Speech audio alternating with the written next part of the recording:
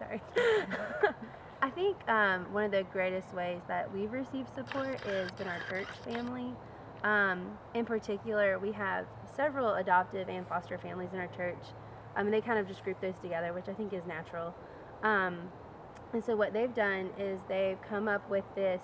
It's kind of a new thing, and we're kind of a guinea pig of a family doing it, but I think it's awesome, is they give each family a parent coordinator or foster coordinator. So it was actually one of our friends who's very organized, and she has a heart for foster care, but her family's just not a place where they can do it right now. And so we asked her if she would do it for us, and she was like, absolutely. And so her job is to, when we get a placement, we call her, and we don't have to worry about contacting anybody else. And we tell her what we need, whether it's clothing or a bed or meals. That's kind of been the big one for us. Our particular situation, our daughter came with a lot. But the biggest transition for me is just going from having one toddler to two toddlers. And so mealtime has just been very, very stressful. And so I texted her and I was like, I need meals. Like I'm going to lose my mind. And so suddenly meals started showing up at our house, and by different people in the church community. And we kind of have this like group of people, like kind of a circle of friends at church, that we are in that group. But if for some reason it's more of like a physical need, she'll open it up to the whole church, and that's kind of up to her discretion. But so it's not this thing like, let's say we get a placement and the child shows up with nothing, which is so normal. We're not going, oh my gosh, like we have no like 4T little girl clothing or 4T little boy clothing, whatever you might need. We tell her that, and she goes to people that she knows might have that and says, hey, do you have any hand-me-downs? Like, do you know anybody who might have that? And so she's kind of doing the like muscle behind it, while we're trying to just get our home ready and mentally prepare ourselves, because there's very little time between you get the phone call and the child is at your door. And so you don't have a lot of time to think about that. And honestly, like I think the first week we had our daughter, like we ate out every meal for like a week, and then all of a sudden meals started coming, and I went to the store and bought a bunch of freezer meals. But that's been such a huge blessing for us. I think so often people are quick to offer to come babysit as well, which has been good at this point now that she's been with us for a little bit. But at first, like we really needed her to attach to us, and so what we needed instead of babysitters was people who could come over and like do our dishes, which sounds crazy. But when I had my biological son, people were jumping at the chance to come over and do my laundry or to do my dishes or vacuum my house. Very basic things that aren't necessary, like aren't always necessary, but you know, sometimes it's a couple weeks before I get to the laundry, and I'm like, I don't have the brain power or the energy to do this right now. And so I think the people who kind of approached it as they approached our son being born, if they approached it the same way, like we felt that support. We felt people bringing us meals, and we felt that, okay, give us the chance to attach to this child and let them get comfortable in our home before you kind of come in and want to introduce yourself. Like we're happy to do that at some point. But maybe what we need is just kind of the grunt work that we can't get to in this moment.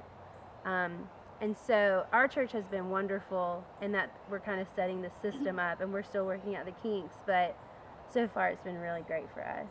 And I think, you know, we had foster children before our biological son, and I feel like it was actually easier to prepare for our biological son. We knew he was a boy. Yeah. We knew his name. We knew everything he was going to need. But when you get these children in your home, sometimes it's 24 hours, and if that, and you're trying to, sometimes they told us one time we were getting 2 girls.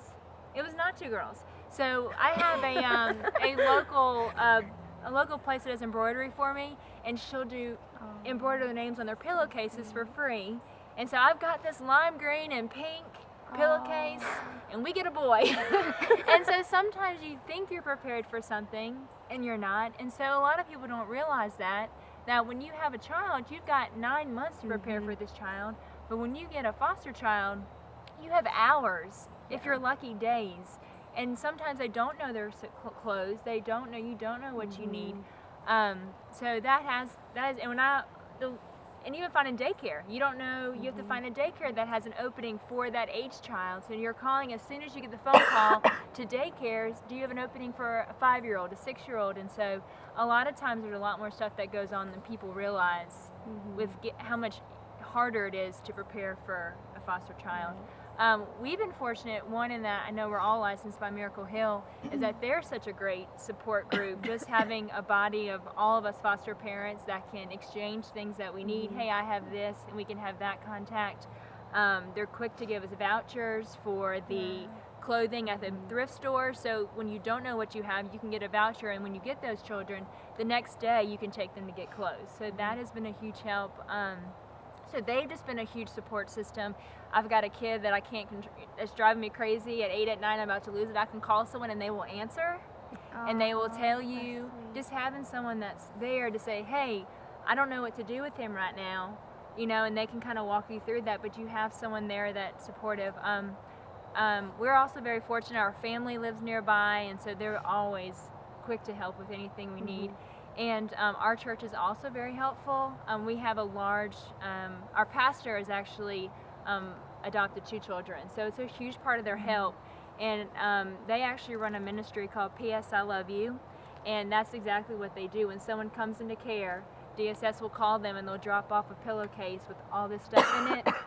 And we needed car seats, and they bought us car seats. Anything, like, you can just, that's a ministry and that's their heart.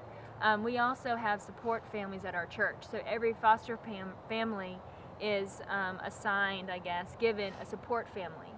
So that support family is for you. So if we do need something, we know there's a family in the church that we can call and say, hey, we really need this right now or that. And that's our family. And they can call and check in on us. Hey, what can we do for you?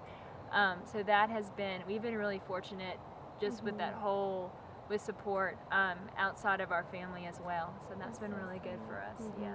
When we got our first, we don't have biological children, so we got a baby, and it's very difficult whenever you have a child who's not used to a crib, and I don't feel comfortable like sleeping with the child either. Just it makes me very nervous when that SIDS video and everything.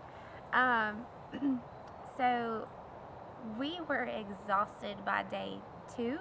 I think it was day 2.